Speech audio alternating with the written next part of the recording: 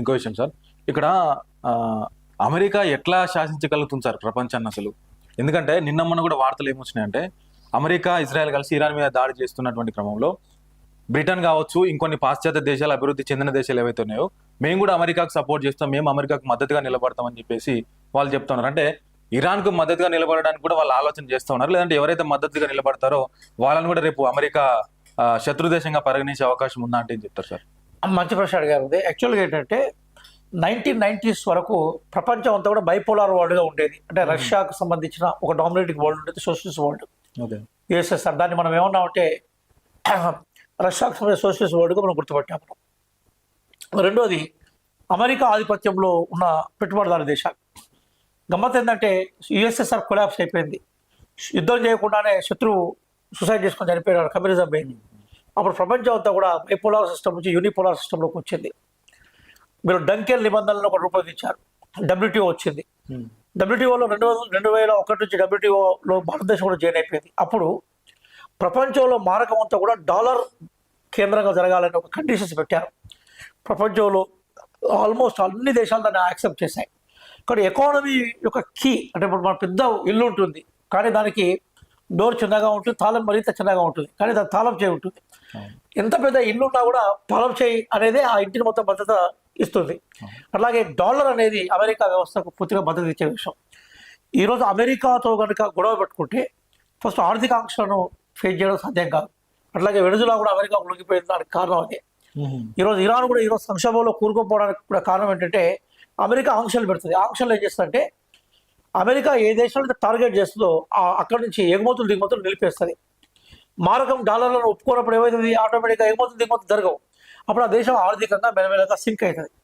ఆ దేశం మొత్తం సింక్ అయిపోయాక సంక్షోభంలో కూరుకుపోయిన తర్వాత అప్పుడు అమెరికా దాని మీద ఆధిపత్యం చెలాయించే ప్రయత్నం చేస్తుంది. కాబట్టి ఈరోజు ఇంగ్లాండ్ కానీ, జర్మనీ కానీ, కెనడా కానీ ఆశ్చర్య మొన్నదాకా అమెరికాను వ్యతిరేకించడే కనబడ్డాయి. కానీ సడన్గా ఈరోజు మేము మీతో పాటు యుద్ధానికి వస్తామని చెప్పారు. అమెరికా ఆధిపత్యాన్ని వాళ్ళు అంగీకరించారు. క్లియర్గా మనం చెప్పాల్సింది ఏంటంటే ట్రంప్ అమెరికాకు అధ్యక్షుడు అయిన తర్వాత ఆయన ఆధిపత్యం బేస్ చేసుకొని నియో వరల్డ్ ఆర్డర్ని ఏర్పాటు చేయాలనుకుంటున్నాడు. కొత్త వరల్డ్ ఆర్డర్, అమెరికా ఆధిపత్యంతో ఉన్న నియో వరల్డ్ ఆర్డర్ను ఏర్పాటు చేయాలనుకుంటున్నారు. ఈరోజు ప్రపంచం అంతా మన భారతదేశం మౌనంగా ఉంది. మౌనం కొన్ని సందర్భాల్లో అంగీకారంగా చూసుకోవాలి. కాబట్టి వీళ్ళందరూ కూడా ట్రంప్ యొక్క ఆధిపత్య న్యూ వరల్డ్ ఆర్డర్ని యాక్సెప్ట్ చేసినట్టే కనబడుతుంది. కాబట్టి పక్కనే ఉండే ఇస్లామిక్ దేశాలైనా ఇరాన్ సపోర్ట్ చేసుకుని ముందుకు రావట్లేదు. చైనా విపరీతంగా బెనిఫిట్ తీసుకుంది. ఎక్కడి నుంచి? ఇరాన్ నుంచి. 83% ఆఫ్ క్రూడ్ ఆయిల్ చైనాకు ఇరాన్ నుంచి వస్తుంది. చైనా కూడా డైరెక్ట్ సపోర్ట్కి రాలేదు. రష్యా ఇరాన్ మధ్య జియోగ్రఫికల్ బౌండరీస్ ఉంటాయి, కలిసే ఉంటాయి రెండు దేశాలు. అక్కడి నుంచి కూడా ఊహించిన సాయం రాలేదు. ఈరోజు ఇరాన్ ఒంటరి అయిపోయింది. ఆ ఒంటరిని చేయడంలో అమెరికా సక్సెస్ అయింది. తను సస్టైన్ అయి నిలబడడంలో ఇరాక్ ఏ మేరకు సక్సెస్ అయిందన్న విషయాన్ని రాబోయే 6 రోజుల్లో మనకు అర్థం కాబోతుంది. సో ఫైనల్గా సార్, అమెరికా చెప్తా ఉన్నది ఇంకా చర్చలకు సమయం లేదు, చర్చలకు కూడా నేను పిలవని ఎవరైనా చర్చలకు పిలిచినా కూడా నేను రాను. అసలు వాళ్ళ దగ్గర ఏమున్నది? ఇరాన్ దగ్గర ఇప్పటికే మేము నౌకాదళాన్ని నిర్వీర్యం చేసినాం, వైమానిక దళాన్ని నిర్వీర్యం చేసినాం, ఖమేనీని చంపేసినాం. ఇక వాళ్ళ దగ్గర ఏముందని చర్చలు జరపాలి? నేను ఇక వాళ్ళని స్వాధీనం చేసుకోవడం ఒకటే మిగిలిందని చెప్పేసి చెప్పాడు. మీరు పర్సనల్గా మీకేమనిపిస్తున్నా సార్ ఇవన్నీ చూస్తుంటే? మరికొద్ది రోజుల్లోనే ఇరాన్ని అమెరికా స్వాధీనం చేసుకోబోతున్నదా? ఉదయ్ గారు, ట్రంప్ చెప్పినంత బలహీనంగా ఇరాన్ లేదు. ఇరాన్కి 3 అంశాలు ఉన్నాయి. ఒకటి, అత్యంత ప్రాచీన దేశం అది. కొన్ని వేల సంవత్సరాల నాగరికత, దాదాపుగా 4000 సంవత్సరాల నాగరికతను ఇరాన్ పురిగిపుచ్చుకున్న దేశం అది. ఓకే. ఇక్కడ అత్యంత ప్రాచీన నాగరికతతో కూడుకున్న సంస్కృతి అక్కడ ప్రజల మధ్య ఐక్యతను తీసుకొస్తూ ఉంటుంది. ఇరాన్ ముందు అమెరికా యొక్క రాజకీయ చరిత్ర కానీ సంస్కృతి చరిత్ర చాలా చిన్నది.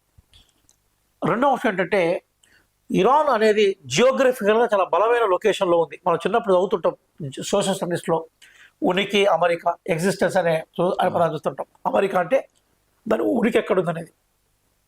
ఇరాన్కి కింద ఎర్ర సముద్రం ఉంది, పక్కన మధ్యధరా సముద్రం దూరంగా కనపడుతూ ఉంటుంది. పర్షియన్ గల్ఫ్లో ఉంది అది. ఈరోజు ప్రపంచంలో వాణిజ్యం అంతా కూడా ఇరాన్ పక్కనే ఉండే హర్మోజ్ జలసంధి ద్వారా పర్షియన్ గల్ఫ్ నుంచే 30% రవాణా జరుగుతుంటుంది. ఈరోజు ఆ ప్రాంతం ఇరాక్ చేతుల్లో ఉన్నది. ఒకసారి మనం మెడను కనుక గట్టిగా పట్టుకుంటే ఆహారాన్ని ఎట్లయితే లోపలికి తీసుకుపోలేమో, హర్మోజ్ జలసంధిని గట్టిగా పట్టుకుంటే నౌకల రాకపోకలన్నీ ఆగిపోతాయి. ఇప్పటికే 12,000 నౌకలు ఆ ప్రాంతంలో 1200కు సంబంధించిన పెద్ద నౌకలు, వేల సంఖ్యలో చిన్న నౌకలు అక్కడ ఆగిపోయినాయి టోటల్గా. అవును. కాబట్టి ఆ హార్మోజ్ జలసంధి రక్షించేయడానికి ఒక బలమైన గాడ్స్ ఇరాన్ అక్కడ ఉంది. వాటిని మనం ఇరాన్ రెవల్యూషనరీ ఇస్లామిక్ గాడ్స్ అనే పేరుతో పిలుస్తున్నాం. అక్కడే కొంత చిన్న చిన్న గ్రూప్స్, హోతీ అనే టెర్రరిస్ట్ గ్రూప్స్ కూడా ఇరాన్ కంట్రోల్లో ఉన్నాయి, ఈమెయిల్లో ఉంటాయి. కాబట్టి ఆ ప్రాంతాన్ని కైవసం చేసుకోవడం అనేది అమెరికాకు అంత ఈజీ కాదు. మూడో కీలకమైన అంశం ఏదైతుందో, ఇది 2 అంశాలు. మూడో కీలకమైన అంశాలు ఏదైతున్నాయో అవి యురేనియం, అట్లాగే గ్యాస్ నిల్వలు మనకు ప్రధానంగా అణుబాంబు తయారీకి ఉపయోగపడతాయి. ఆ 2 ఇరాన్లో పుష్కలంగా ఉన్నాయి. ఓకే. కాబట్టి 3 బలాలు ఉన్నాయి కాబట్టి ఇరాన్ ఇప్పటికే, ఇరాన్ దగ్గర బాంబు ఉందో లేదో విషయాలు చెప్పలేం, కానీ దశాబ్దాల తరబడి ఇరాన్ విపరీతమైన మిసైల్స్ తయారు చేసింది, డ్రోన్లను తయారు చేసింది. రష్యా కూడా ఇరాన్ ఈ మిసైల్ సప్లై చేసింది. కాబట్టి ఇరాన్ అనేది ఇప్పుడు ఇరాన్ 2015లోనే అమెరికా అడ్జస్ట్ అయిపోయి సంధి చేసుకుంటా అని చెప్పింది. ఒబామా యాక్సెప్ట్ చేశాడు. 2018లో ఈ ట్రంప్ వచ్చినాక ఆ సంధి నుంచి ఈయన బయటకు వచ్చాడు. జెనీవా చర్చల్లో ఇరాన్ దాదాపుగా అమెరికా చెప్పిన కండిషన్స్ ఒప్పుకుంది. మా దగ్గర అణ్వాయుధాలు లేవు, చెక్ చేసుకోమని చెప్పింది. అది ముగించే టైంలోనే అమెరికా 15 నెలల క్రితం ఇరాన్ మీద దాడి చేసింది. వెరీ రీసెంట్గా యెమెన్లో చర్చలు జరుగుతూ ఉన్నప్పుడు ఈ రేపు ఎల్లుండో సంతకాలు పెట్టే టైంలో సడన్గా అమెరికా దాడులు మొదలుపెట్టింది. అంటే ఇరాన్ నేను సంధి చేసుకుంటాను, నేను శాంతియుతంగా ఉంటాను, అనవసరాలు తయారు చేయనని చెప్పినా కూడా అమెరికా, ఇజ్రాయెల్ దాడి చేశాయి. ఇప్పుడు ఇరాన్ ఏం చేయాలో చెప్పండి మీరు. కాబట్టి తన మరణించే ముందు అవతల మన శక్తి కొద్ది దెబ్బతి చేయాలనుకుంటుంది కదా. కాబట్టి ఈరోజు ఇరాన్ను అమెరికా 100% నష్టం చేయొచ్చు, కానీ ఇరాన్ ఇజ్రాయెల్ని 70% నష్టం చేయగలుగుతుంది, అమెరికా 20% నష్టం చేయగలుగుతుంది. ఈరోజు అమెరికా చెప్తున్నట్టుగా ఇరాన్ సర్వనాశనం చేయడం అమెరికా సాధ్యం కాదు.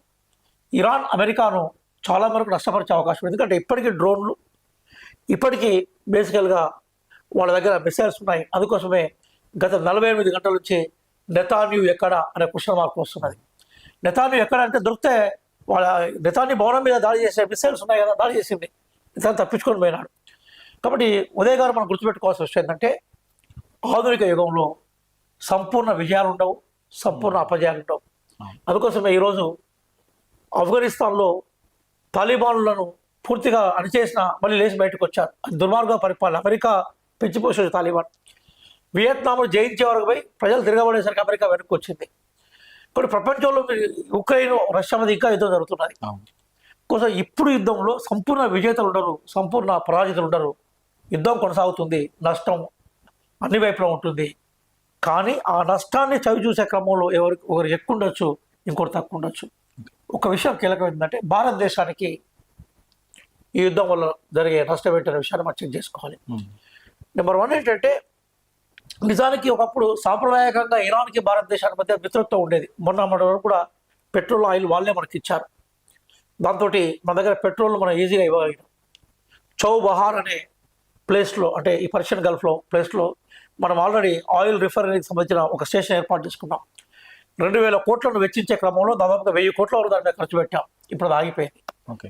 గ్యాస్ పైపును మనము ఇరాన్ గుండా ఇండియాకు గ్యాస్ పైపు లైన్ వేసే క్రమంలో మధ్యలో పాకిస్తాన్ ఉంది. పాకిస్తాన్ కూడా కన్విన్స్ చేసి వాళ్ళకు కూడా కొంత షేర్ ఇస్తామని చెప్పాం.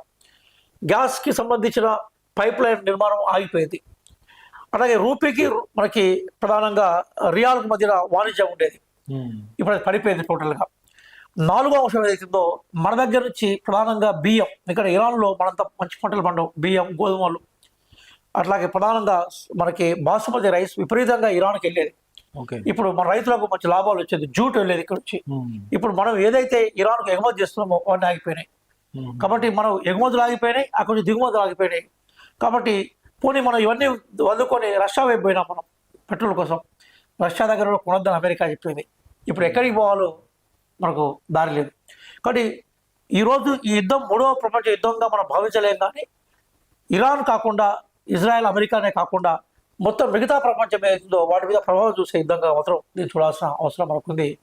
బహుశా భవిష్యత్తులో మనకి అంటే ఇంకొక 1 వీక్లో దీనికి సంబంధించిన కాన్స్టిట్యూట్ కేసెస్, దీని విష ప్రభావాలు ఏవైతున్నాయో ప్రపంచం మొత్తం పడే అవకాశం ఉంది. ప్రధానంగా భారతదేశం కూడా దాని విష ప్రభావానికి గురికాక తప్పని పరిస్థితిలో మనం ఉన్నాం.